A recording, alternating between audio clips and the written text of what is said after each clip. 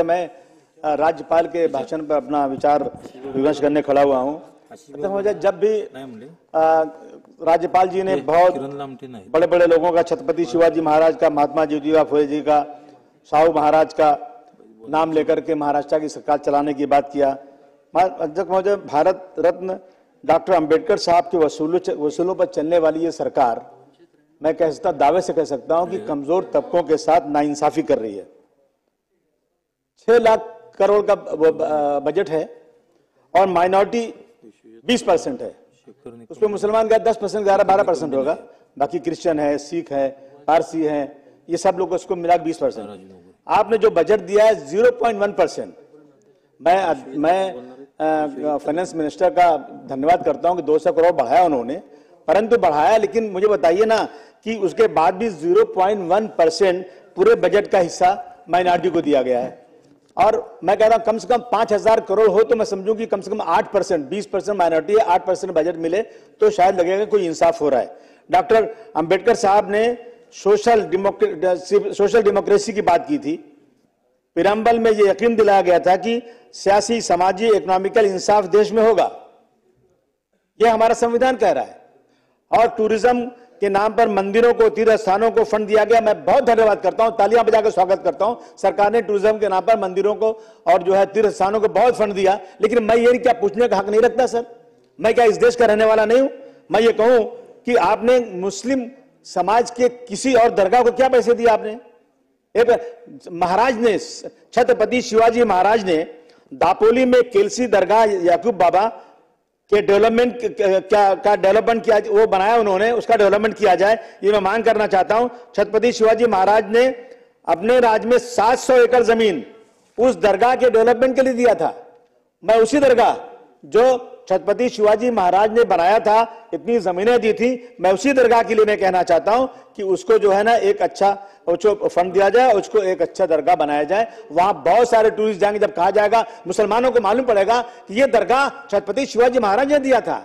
700 एकड़ जमीन उसके रखरखाव के लिए दिया था। ऐलान कीजिए इसका, ताकि लोग वहां जाएं और वहां भी टूरिज्म बढ़ेगा, लेकिन मुसलमानों को देने के लिए तैयार नहीं है ये लोग। अध्यक्ष महोदय, अब आप देखिए, अब कानून में बराबरी का हक दिया गया है। मैं मालेगांव, मीरा रोड, मालोनी वगैरह में अगर मुसलमान अपने मजहबी जज्बात को जो भड़काए गए थे उसके खिलाफ सड़क पर उतरता है।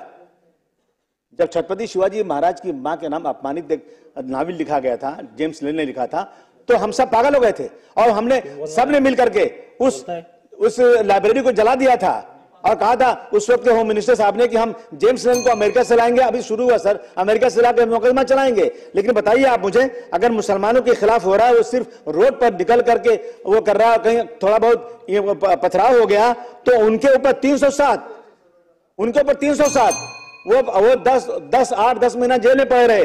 और उसी के सामने सतारा में 18 अगस्त को 2023 को पूसे सावली गांव में मीरा भयंदर में जो है इन लोगों ने, उसके बाद वहां पर दूसरे दिन जब वहां पे कुछ पथराव हुआ था, दूसरे दिन वहां पर दुकानें जलाई गई, मोटरसाइकिल जलाया गया और 4 लोगों पे FIR हुआ, लेकिन कोई गिरफ्तारी नहीं हो रही है।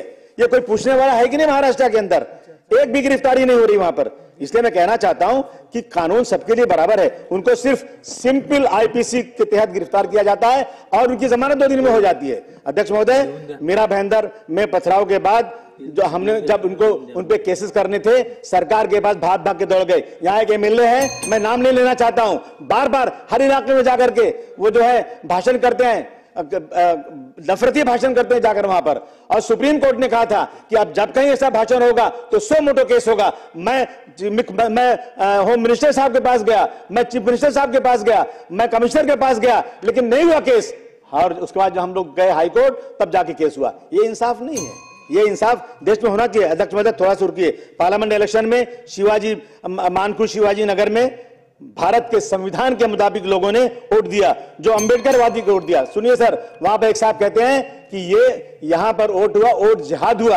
अरे वोट का हक मिला हुआ देने के लिए वोट जिहाद क्या है? वोट जिहाद क्या होता है? कहते ये इलाका जो है बांग्लादेशी इलाका है, बांग्लादेशी इलाका इस देश में। मैं ये धर्म के बीच में नफरत फैलाने की बात है। मैं मांग करता हूं अगर सचमुच आप महाराष्ट्र में छत्रपति शिवाजी महाराज का नाम लेकर सरकार चलाते हैं तो तुरंत ऐसे लोग जो भड़काने का काम कर रहे हैं उनके ऊपर मुकदमा किया जाए और उनको जो है उनको जेल में भेजा जाए। ये मेरी मांग है सर।